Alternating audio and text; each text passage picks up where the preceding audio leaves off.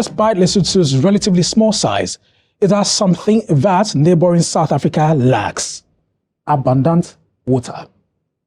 Since the deal was signed in 1986, Lesotho has helped keep South African taps running with the biggest water transfer scheme in Africa.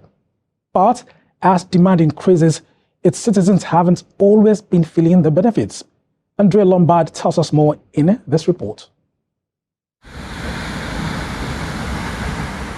Here, they call it Lesotho's white gold.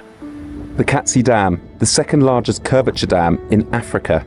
More than 500,000 Olympic-sized swimming pools flow into neighbouring South Africa each year. It's a deal that earns Lesotho $200 million annually, but it's not without its controversies. From the dam, it's around a kilometre to Ha-Ramakwatsi village. The country might be water-rich, but not all people here share in that wealth. So when we first arrived about half an hour ago, this spring, which is inside here, was running quite strongly. It's now dried up, which means the ladies who've been here about 5.5 hours will have to wait for the water to start again. At the spring, we meet Mantaboheleng, who got here at 5 a.m, but that wasn't early enough to get fresh water. Sometimes when it rains, a dead dog can be washed into the spring. We have to just take it out as we need the water even if it's contaminated. And dirty water leads to other consequences.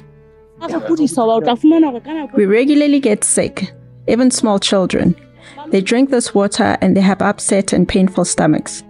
Sometimes when you come to the water, you see little worms, but you still have to drink it because there's no way we can survive without it. The government, elected in October 2022, says they are acting to address it. We now have to, as Basotho, refocus. Our main objective is going to be, going forward, to give water to Basotho.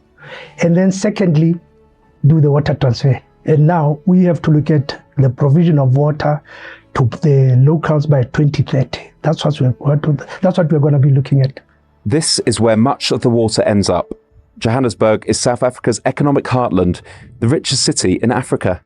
We need water, as well as with the economy, it needs water as well. So Lesotho's water is quite important because it basically drives part of South Africa's GDP.